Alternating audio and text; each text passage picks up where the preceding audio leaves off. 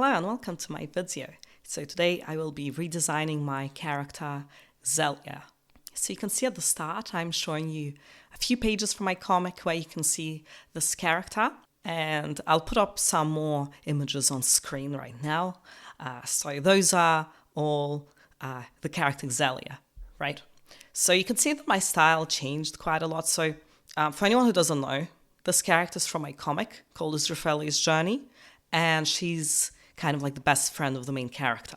I was drawing this comic over quite a few years, so my style has changed quite a lot, and you can see there's some improvement in the art, but the design stayed overall the same.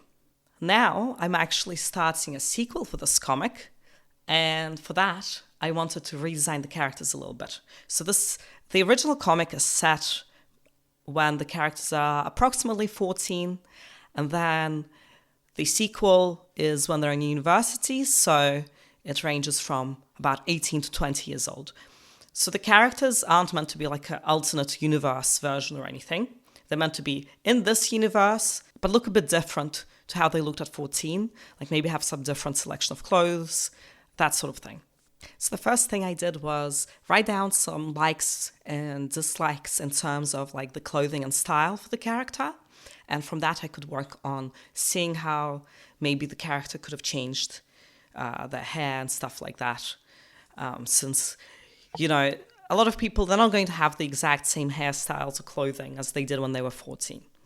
So for this character, I decided that it could be kind of nice to have like little braids that go behind the head and tie up into a little like ponytail. Oh, you see it on screen. I'm not sure how else to describe it.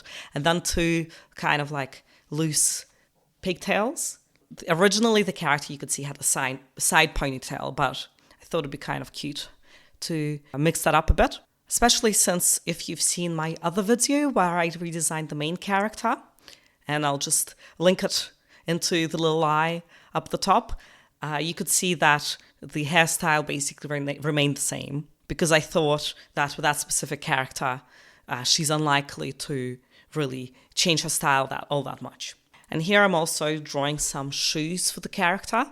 It's a bit funny because in the original comic, I think the character actually walks around barefoot quite a lot, but maybe in a university setting, shoes might be useful. So yeah, I gave the character some shoes this time. And then for the clothing, I thought that maybe I'll keep with kind of the blue and purple sort of aesthetic for this character, since the shirt that they wore in the original had purple stripes. And yeah, as you saw, this character also seems to like shorts, because, I mean, shorts like that are pretty comfy. In this world that they're meant to be living in, it's meant to be quite warm, so they wouldn't really need to wear super warm clothes. For the jumper, I kind of took inspiration from the kind of loose, baggy jumper with a heart on it, and instead I gave the character a blue jumper with a star. So yeah, so I'll just tell you a little bit about my sequel. So I started it a few months ago, I think. I already have quite a few pages. I just need to figure out how I can upload them and share them with you.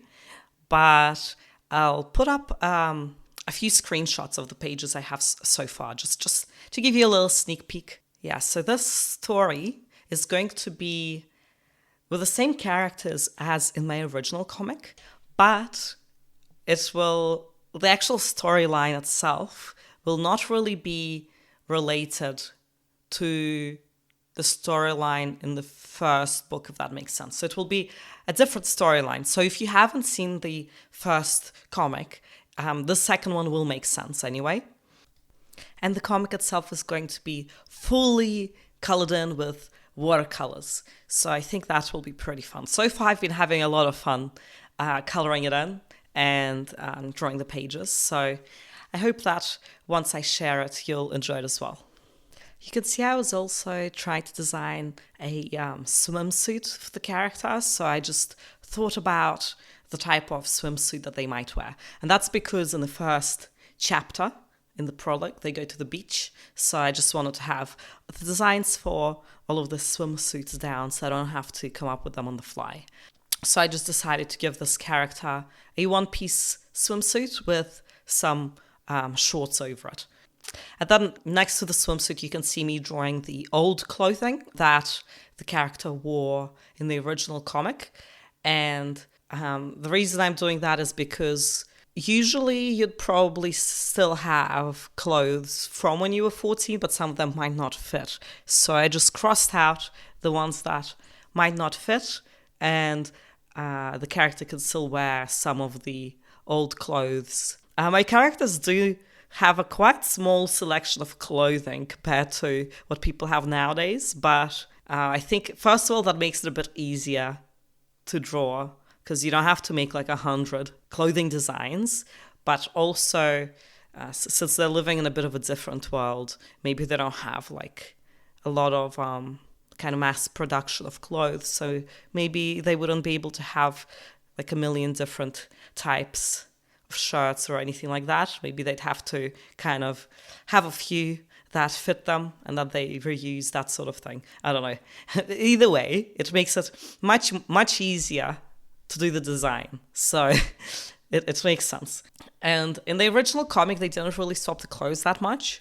In this one, I think I'm just going to have to think what kind of clothing they would wear for the occasion and just swap it out a little bit sometimes. Maybe you can mix and match as well. So one day she might wear one type of shorts with one shirt, and then the same type of shorts with a different shirt, that sort of thing. So it's kind of fun. I had a lot of fun designing it. I did try to keep the style overall the same because not that much time passed overall, maybe like 4 or 5 years. So you wouldn't expect the personality to be completely different, changing the style completely. Although for some characters, maybe that's true. I think Tailoron, I gave a quite different design for. If you haven't seen the video where I redesign Israphaellia, be sure to check that out if you're interested. And I'll keep you updated for what's going on with the comic. I will try uploading at least the prologue soon. The issue is that I don't really have access to a camera now. This is actually a very old clip. I just found that on my SSD.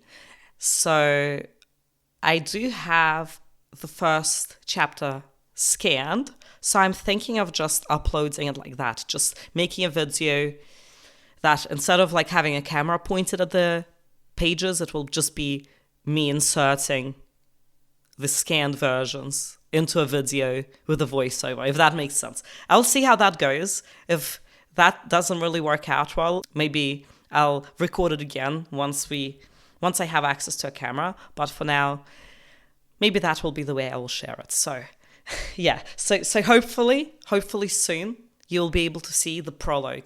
Remember to stay tuned for the new updates. I'm also working on a different project related to the Israphaellia's journey world, but it's from Tailoron's perspective. It's going to be kind of like a novel type of thing. So I will also link a video about that here as well, so you can check it out too.